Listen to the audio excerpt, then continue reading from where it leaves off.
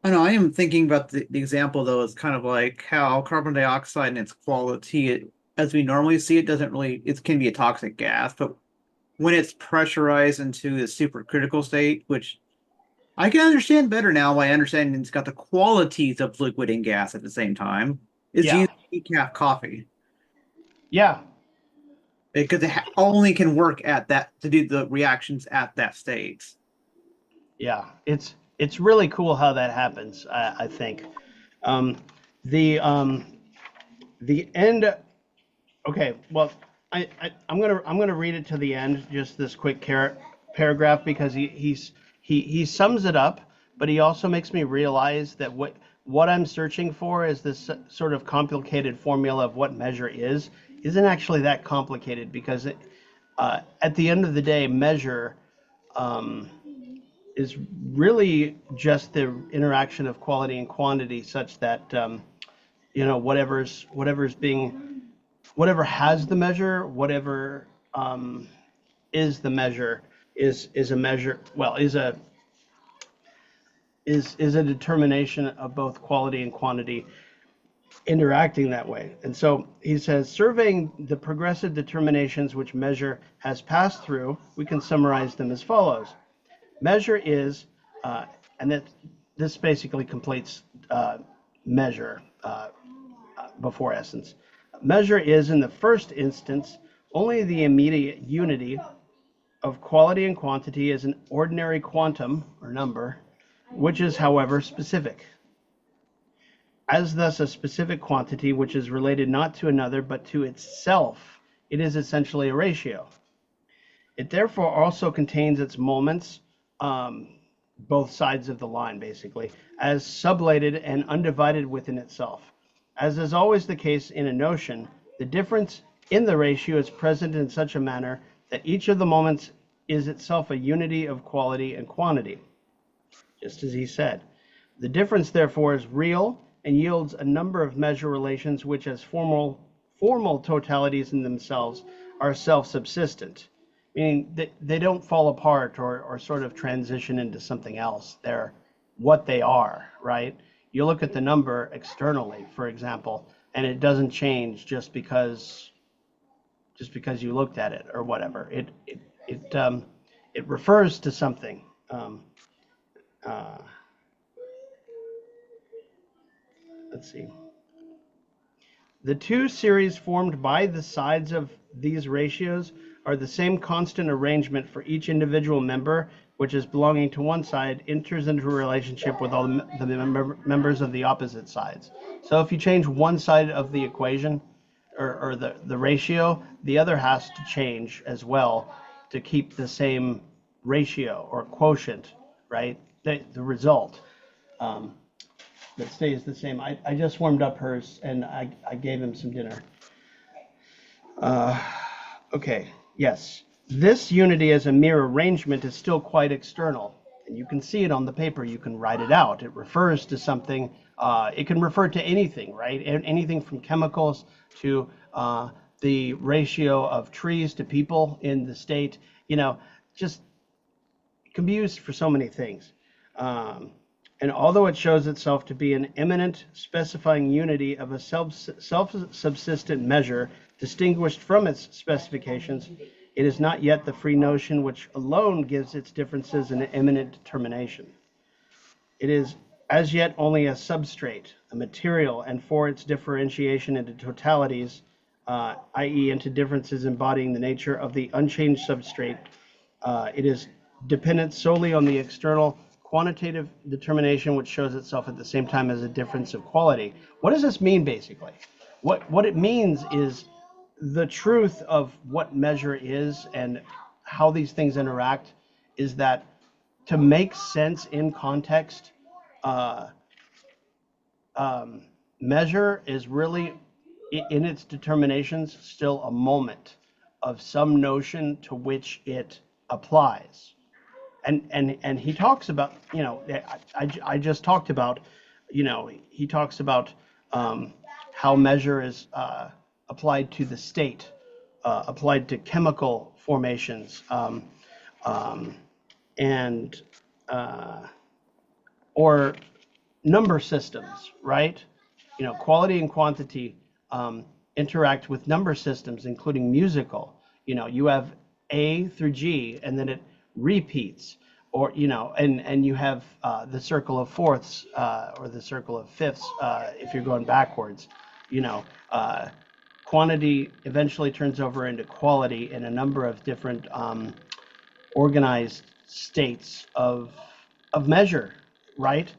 But uh, like I said, it can't be thought of as a free notion because it's always a substrate, a sort of manifold of determinations that are organized, but they fall under a higher category to which it's applied.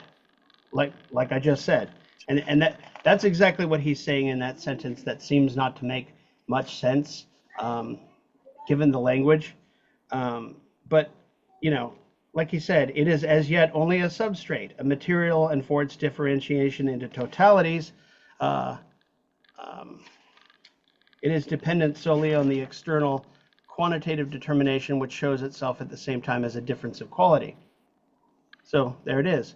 In this unity of the substrate with itself, the measure determination is sublated and its quality is an external state determined by the quantum, the number.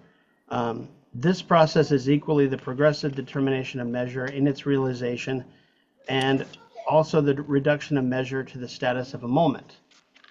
And it's funny, I kind of wish he led with that last sentence about its status as a moment, because the truth of measure is that it can only really function as something that makes sense and applies to something as a moment, as opposed to a free-floating notion, if that makes sense. I'll just stop there. Yeah. I mean, by the way, one thing I thought was interesting that Holgate did bring up is, like, because the ratios that make musical notes are pretty much themselves like multiples of such. So at that point, that's because that same substrate is based off of counting numbers in general. We had the powers of two, powers of three. There's Yeah. your line that existed in so the one thing I'm just trying to understand where, because I know nodal means node in this case. I think it's because it kind of is out of phase with the general thing, so it kind of just here and then it's here, kind of spread out, I guess. I guess Yeah. Well, I mean, if you think about it, he puts it the most simply here on page 368 when he says the system of natural numbers already shows a nodal line of qualitative moments which emerge in a merely external succession. It is, on the one hand, a merely quantitative progress and regress, a perpetual adding or subtracting, so that each number has the same arithmetical relation to the one before it and after, as these have to their predecessors and successors. But the numbers so formed also have a specific relation to other numbers preceding and following them, being either an integral multiple of one of them or else a power of a root. So go far enough on a number line from 1 to, say, a million, right? And you will find numbers that correspond to each other as powers or roots that is not just quantitative but also qualitatively related. Um, uh, Quantity says on the top of 369 gives rise to an harmonious relation within its own relation to these on either side of it in the scale, differing. Oh, yeah, yeah. sorry, in the musical scale, which is built up on quantitative differences. And if you've ever looked at the piano, the next note is just one key away, whether it's white or black, right? Um, a quantum gives rise to harmonious relation with without its own without its own relation to those on either side of it in the scale, differing from the relation between these again and their predecessors and successors. So if you've ever studied intervals like on the piano or the guitar, and you're going from C to C sharp, that's an interval of a semitone. C to D is is a whole tone, right? And so on and so forth. And you know, sorry, I'm losing my train of thought. I'll just read him. While successive notes seem to be in ever increasing distance from the keynote, or numbers in succeeding each other arithmetically seem only to become other numbers, the fact is that there suddenly emerges a return, a surprising accord of which no hint was given by the quality of what immediately preceded it, but which appears as an actio in distans, as a connection with something far removed. So if you play C and you play through the scale, you get to an octave that sounds exactly like where you started, right? And that goes on all the way up the keyboard, or all the way down the keyboard, right? There are only 12 tones in the well, we organize, Western music is organized along the principle that where the return happens is where the octave is, right? And you can hear it, right? So it's it's very dependent on that return for wherever you are, whatever key you're in. If you get back to the tonic, whether it's the tonic or the octave tonic, the music comes to a rest, right?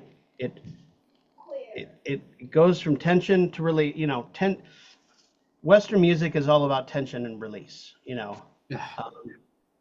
So if you've ever listened to jazz, 2-5-1 is the big movement. So you have the second, then you have the fifth, and then you have the one, which is the tonic. It's where it rests, and it's like da da da, something like that. Only I challenge you to find a jazz song that actually sounds like that. They don't. That's the chord progression, right? And complicated jazz chords are organized to sort of feature the third and the seventh in the scale, as opposed to the tonic, which is why it sounds so interesting. Anyway. We'll have an example totally different from an example that Hegel would not have been able to give, because the science did not exist. It was the periodic table of elements. The electron orbit? It relates between atomic number and the chemical properties of an element. Yeah. Well, you have, turns out you have, we look at the periodic table, you look at it in terms of downwards, like each column, like there are columns like the column of noble gases. Those all have different atomic numbers, but they have certain similar chemical properties. Maybe in the case of noble gases, they basically don't react with other elements. Yeah, and so this happens like the halogens. Those have similar chemical properties. It's really fascinating once you figure out how this actually shows up in our real world life like that. We have tons of examples of how quantity and quality interact in unity, which for Hegel is measure. And that's all it really is that interaction in its full flowering. We talked about the logical, or we read the logical.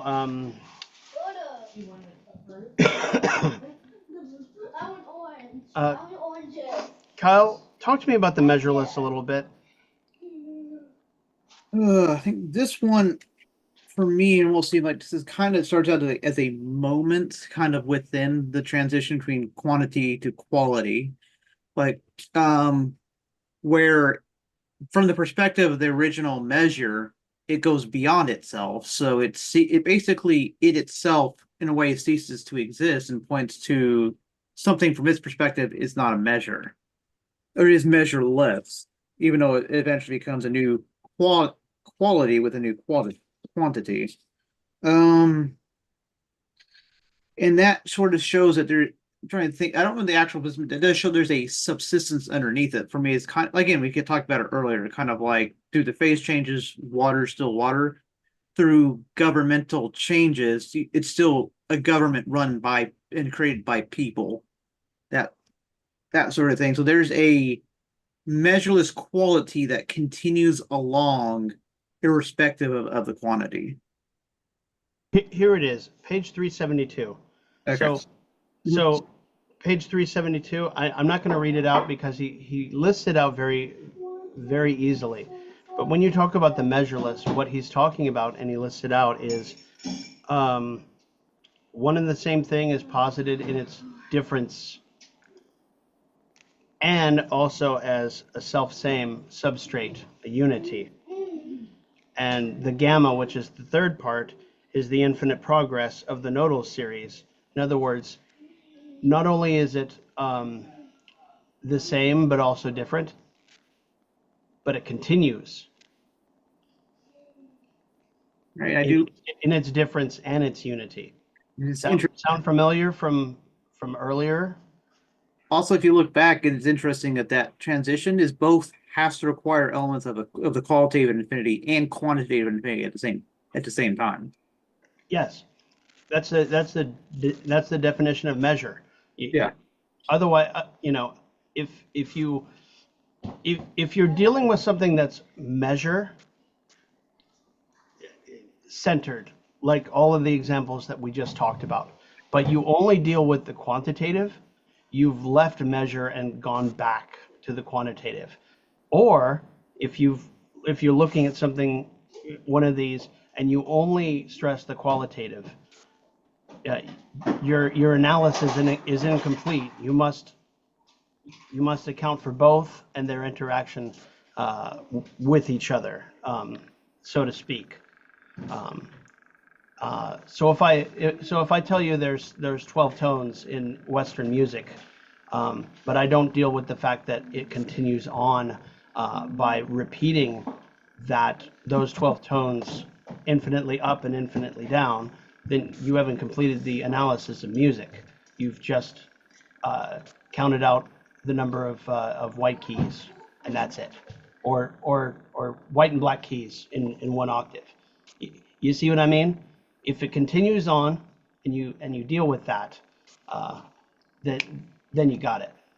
Yeah. So the continues on would be the spiritus, but recognizing that there are just 12 tones throughout all that is the true infinity of measure. It's a quality that is persistent across the quantity.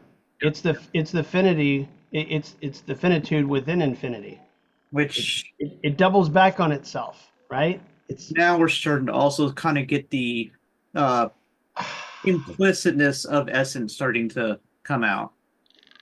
And it's funny because in the text, he repeats past results. So he talks about the qualitative infinite. He talks about the quantitative infinite, and then he cuts to what the measureless is, which is the unity of both in infinity.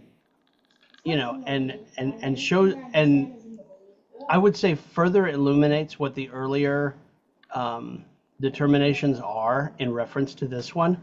And so it's easier to picture them, especially at this point. This is another feature of why it's so important to finish the book, because if you just read Being and just stop there and say, I learned a lot about Hegel's system, you don't know a thing, because Being interacts with essence as a unity in notion. And notion, would it be right to say notion is the substrate in which Being and essence are in unity? Something along those lines? You know what I mean? Because we just got done talking about substrates and how quality and quantity interact within what measure is. So if the notion is the more complete version of both quality and quantity, then it would stand to reason logically. The being that holds the essence of something, so together it is that's why it's the notion. The notion is the truth of No, the notion is the truth of being in essence, but another way to say it is that being in essence or in unity in Right. notions self-same substrate. And I'm just thinking how they would be moments of notion at that Yes, point, in the way yes, quality and quantity are measured. Right. right, exactly. Yeah, yeah. And And if you really think about it, because when you're dealing with what a notion is, for example, you're dealing with elements of the real world, but also your brain taking in the real world and making sense of it. And the unity of both creates notions that we use to make sense of things as a whole. So yeah, so we're kind of projecting forward while also looking back at this point, and it's actually becoming a lot clearer than even in the encyclopedia logic for me at least, because at that point I was just reading and saying, okay, next, we've got this part, but it's for me with these transitions, it's really becoming more of a real system upon which to um, sort of look at the world. Um, because if this if the way reality is um, organized is all the same, whether it's in here or the real philosophies of nature and spirit are the external versions of this reality, right? I mean, um, this is practically a codex for being able to think about reality, which even Marx, I think, referred to. Philosophers have tried to understand the world, and there's a reason why Marx and Engels uh, uh, continued to refer to Hegel's as the highest and end, basically the end of philosophy, right? They didn't mean that we were going to throw it out because philosophy is stupid, like more than a few Marxists have tried to tell me. It's that this is the pinnacle of thinking about the world. And what do you do with that? Well, you start applying it to all the material things in the world so that you can change them. I think that's where I think that's where what he meant with that. And I've read through the Holy Family along with Doug and the German ideology in a number of other places, and I've heard multiple people tell me that in those places he basically dumps Hegel. That's not what he writes. He goes after all of the people who try to use Hegel inappropriately and calls them out and says, you're doing it all wrong. You can't do that. Poverty of philosophy is another good example of calling people out for inappropriately using philosophy to try to change the world. And it's not their intention. I think that's wrong. Even with what's his name? Poverty of philosophy.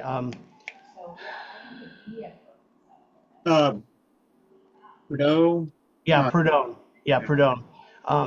His intention's not wrong, but I can't remember specifically what it was that he got wrong, but his approach was too one-sided one way or logically inappropriate in another, to where when he tried to propose uh, fixes for economy such that workers would be advantaged, Marx was able to show logically how they were dead ends and why they were dead ends by being able to read, being able to talk about the economic system as it was in reality and how off base the proposals were. Um, and that's going all the way up through anti-Düring, where Engels goes after Düring for proposing a new version of socialism, which is basically just veiled excerpts from Hegel and a few other places. Anyway,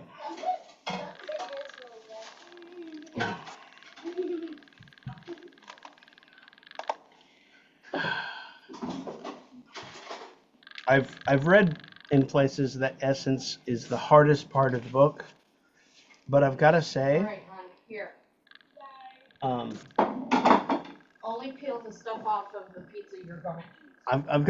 I've got to say, getting to the end of Measure, um, what being is in the end, uh, um, as quality, quantity, and measure is coming a lot more into focus. Um,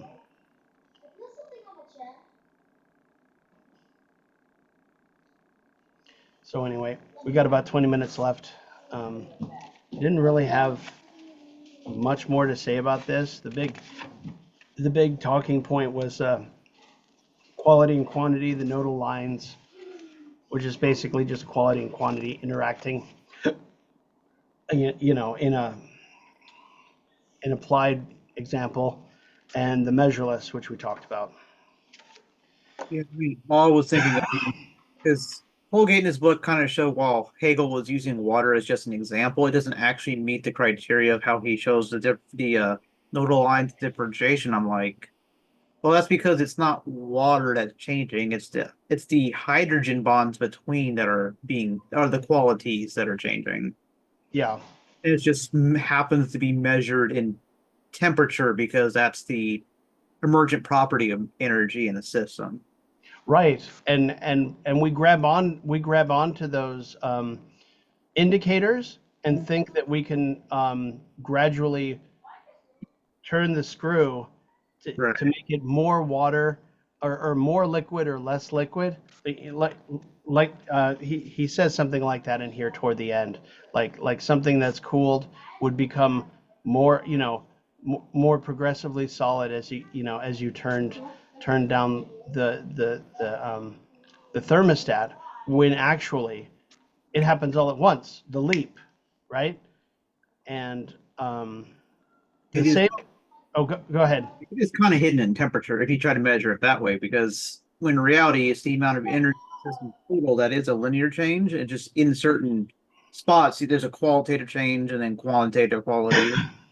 Yeah, It's hidden because you're focusing on just a small indicator, right? yeah. And He I, said. I think one of the I think one of the key things to remember within revolutionary theory too is that if you turn to reformism and have the idea that you can just sort of turn down or turn up the thermostat to make the state more progressively socialist, you've got it entirely backwards. In order to enter a state of governance in which you're able to, oh gosh, how can I say this? Because I'm trying to think about the water and the ice, but I'm also trying to think of the state, because in Marxist theory, the bourgeois state is like water, and we want it to turn into ice, right?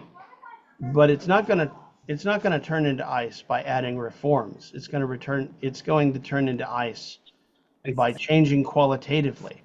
I And the real world application of changing qualitatively isn't isn't gradual. And I think Lenin talks about this. I honestly am not terribly well read on the theory, other than just knowing it in general. Well, I think Doug probably would have more to say about that. He Yeah, has written in lectures like on Bernstein. yeah, Why that Bernstein's approach was a dead end. and Kautsky, yeah. what Yeah. you having that, Doug? If He you might be here, he might not be. That's okay. I asked him to tune in at least, because we're getting to an yeah. exciting part of the thing. So I do kind of like more the turning up of the heat rather than it, because eventually you turn up the heat for the water and eventually immediately starts boiling out, right? And that's the revolutionary change. I just like that metaphor a bit better. Same thing overall. Turning up the heat, interacting with the quantity in order to change the quality is I think the mistake when it's applied to the state, though, because Okay. the bourgeois state the bourgeois state is not capable of turning itself from liquid to steam. It needs to be. Oh, the super cold water would be the example. Okay. I don't know. You just I sort of lose the metaphor at that point, unfortunately. I got it. You cool the water down enough, but the thing is, because it has the nucleation point, you can subcool below freezing and it's still a liquid until you Yes. get the shock that it finally freezes. Yes, there it is. I mean, in terms of like natural phenomena have different laws than like human phenomena. Yeah. Like we're not stupid Kautskians who think if we just vote hard enough, we can change the character of the state with enough representatives in parliament. That's just not how it works. And it was shown historically. Yeah, multiple times in Germany. In Germany, in Chile, and elsewhere. Whereas, if you heat the water up enough, it will boil and turn to steam. It's just a different property. I'm trying to stretch the metaphor a little bit because one of the criteria of a revolution that Trotsky talks about is the ungovernability of society. In other words, the ruling class is unable to govern the state anymore. Like Rome gets too big suddenly. Yeah, I mean, Lenin mentions the three parts of the revolutionary situation. Like the ruling class can't rule enough, the crisis is more acute, and the people are, want of a better term, more agitated than usual. The water's too hot. Yeah. And it's like, yeah, in that sense, yeah, things are boiling over, and there's a chance that, a popular uprising can bring the whole system down. That's obviously Russia, China, Cuba, any number of places that you can name. Yeah. I absolutely agree, Doug, with your comment that that natural forces and social forces can't be treated in the same way, and that the metaphor only stretches so much. Right. I mean, I think, I've come around to this, it's after talking with Harrison and everything, there is a dialectic of nature that it's a very dualistic approach to think like, society is governed by dialectics, but nature is not. I would say that. But obviously you do have to investigate the specifics. I don't want to come off like Alan Woods and say, because I've read the thesis on Feuerbach or something, I understand the laws of the universe. No, you understand something, but you actually still have to study the laws of the universe. I don't give opinions on physics or chemistry or biology beyond saying creationists are stupid because I really haven't studied it in any detail. Yeah. But I do think that there are specific laws to that. If the universe can be rationally understood, causal relations, blah, blah, blah. Yeah. Yeah, I think it is dialectically structured, but you obviously do have to investigate the specifics. You don't want to sound like Alan Woods. Exactly. If it's all form, everything's dialectical, but you don't attend to the content, then everything melts into everything else, and it becomes entirely inappropriate. I think you see this with like Darwin's theory sort of melts into social Darwinism, which is a total inappropriate bridge. Yeah, I mean Darwin, Herbert Spencer and them, and even Kautsky, his Marxism was very Darwinian, which I don't want to blame Darwin for Kautsky. Darwin is obviously a giant. He made huge contributions to how we understand things. Nothing in terms of evolution makes sense biology makes sense except in the light of Darwin. Yeah, exactly. And the thing Jim mentioned, which was as we learn more about chemistry and physics, we see how they interact as well, which we were just talking about with the I guess the valences of the atoms, the periodic table and whatnot, and the groupings, just like music, just like the octaves, right? Yeah, we're starting to see a structured universe take shape in thought right in front of our eyes. Someone should illustrate this. If this was illustrated, don't cut out, don't change, don't cut out any of the words, but like learn to illustrate it. Like with the piano keys and the whole bit. And I don't know, maybe we need to get Ben on that, Doug. Project. He was pretty good at illustrating capital there for a while. Project I was thinking about too is getting examples for each section that helps correlate.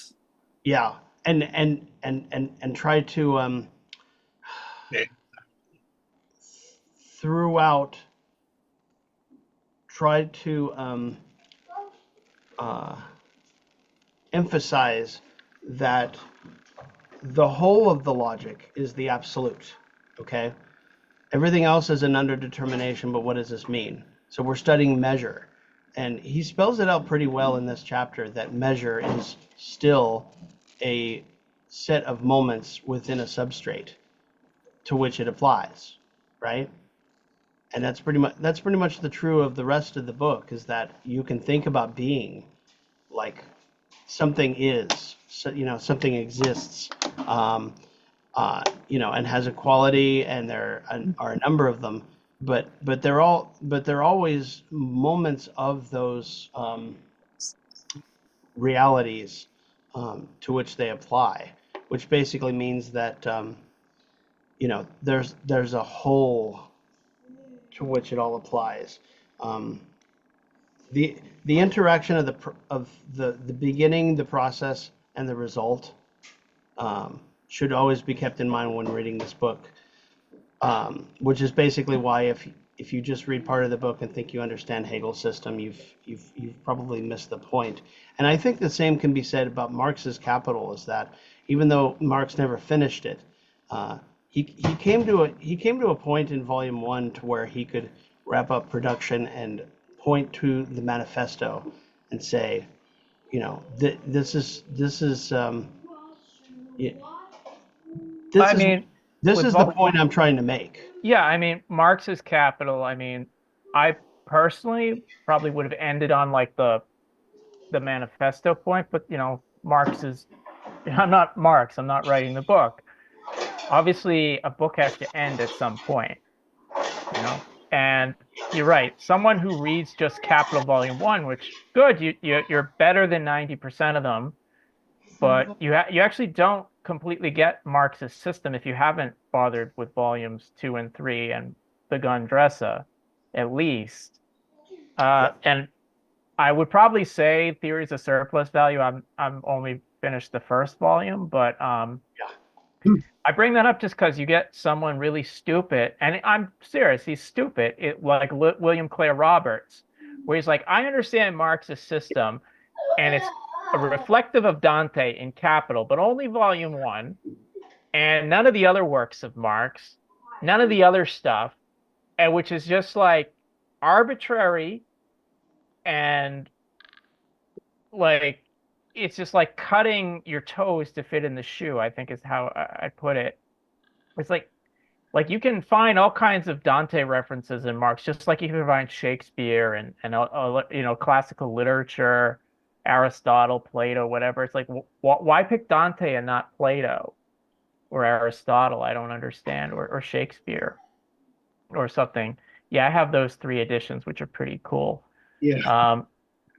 Before that publisher went under, which is a shame because they're actually a good publisher. I'm so glad I picked that one up too. I've got them up here. Yeah.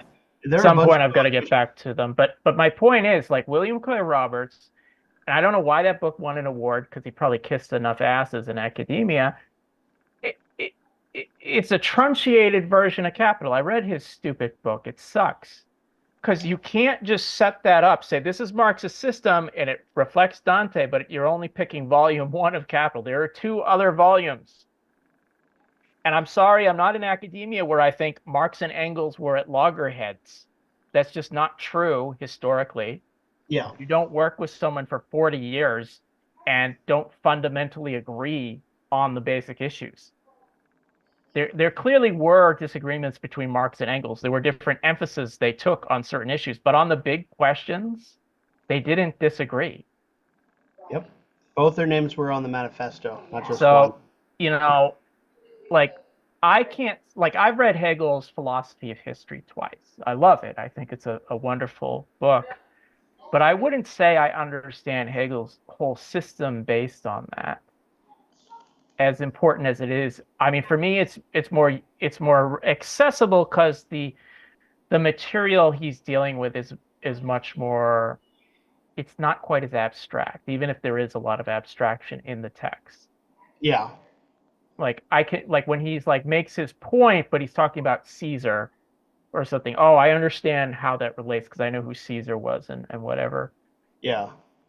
It's not like when you're talking about like categories of being or essence, which it gets so abstract, and that's just the nature of philosophy. And obviously Hegel takes it to his level, whatever. But yeah, you got to work through it. I mean, I think probably the people in this room probably have a better understanding of Hegel than like maybe 90% of Marxists. Fine, but to say, yeah, you got to work through the whole text. And I mean, I have my excuses for not keeping up with the reading, but that's just me. Oh, you'll catch up. Yeah, you're fine. I mean, there are sections of the logic to this day I haven't gotten through, and the math section in quantity is the big one. I read through most of it, but did I take the time to read the commentary and understand it all? No. It's still it's very tough. I mean, when about a month and a half ago, when I was still reading more closely, what I would do is I would try and read Hegel, but at the same time, I would look over the Wikipedia summary, which is okay enough because it actually follows the text, but also the Errol Harris book, Yeah. which was recommended to me, and just try and read those sections at the same time. It just reminds me about being in high school and they'd assign like some god-awful text by somebody that was like incomprehensible. And the only way you could understand it was by reading the Cliff Notes. Mm. It's similar to that, even if like those high school texts now are like so easy to me, but whatever. But what in the refrigerator? Yeah. Oh. I'm really hoping, and I'm actually kind of confident in this last section that we're actually like in this last section there are flashes of the entire system where if you take his formulations of quality and quantity in measure and sort of widen them as a general structure, you can kind of see how the whole book is structured, and then you can come up with a couple of different statements like I did earlier about how the notion is the substrate in which being and essence are in unity and interact, right? And what does that mean, right? And being able to apply that, well, I mean, to anything you're studying, and he does, nature and spirit especially, as well as art, history, religion, all of those things. The more concrete ones are easy to read, just as straight texts, but underneath them is the applied philosophy. And it's the same thing with the phenomenology. He looks at consciousness. And I'm sort of listening to it on Audible, and I'm finding that it's the same thing. It's the same structure, the tripartite structure throughout. The shapes that emerge from that dialectic are all different, and you can't just blanket apply what you find in consciousness to, say, world history, for example, right? You're dealing with completely different content. But because the form is the same, you can study the content more scientifically, more completely, than if you just sort of started piling up facts. You know what I mean? It's a great way to organize what you're doing, because it leaves nothing out. And it's, yeah. So anyway, that's about as intelligent as I can get on it right now without having read the rest of Hegel's stuff. So yeah, we're at 9 o'clock, and this has been. I almost thought about calling off the meeting because of, just because I was tired. But I'm glad I didn't, because now I really have like a more of a laser-like focus on this stuff. So what are we looking at? We're looking at page 375, which is the start of chapter 3, the becoming of essence. So we're right on the edge of essence, and he starts to talk about. I'm not sure what he talks about, to be honest. I have no clue. But as far as what we should read, Yeah. Jeez. the whole thing at this point, but it's only 11 pages. Is it? Yeah. Yeah, you're right. All right. Read chapter 3, all of chapter 3 by next week. Actually, I won't be here next week, most likely. So, can we read chapter 3 and meet back in 2 weeks instead of 1? 27th. And that finishes out book 1. And that gives you enough time to read pages 375 to 385. And just sort of, think about how that comes together. Does that sound good? Yeah. Oh, wow. Let's see how short that is, but let me see here. What does this do? Yeah. It's about in Holgate going through the same things about Okay. 40 pages, I'm getting on a slice. 40 pages? 35 pages to go. 35 pages. There's indifference, and then there's a transition to essence that he takes a whole chapter for. Yeah, which makes sense, because moving from being to essence is probably a very difficult subject. I think it's also probably going to involve a lot of return back to the past stuff. Okay. Yeah. Well, for my part, I'm going to read the 10 pages, but I'll probably also glance at the Hoolgate so I can talk to you guys intelligently about it in 2 weeks. Sound good? Sounds good. Thanks everybody for coming. Have a great night. Good night. Take care.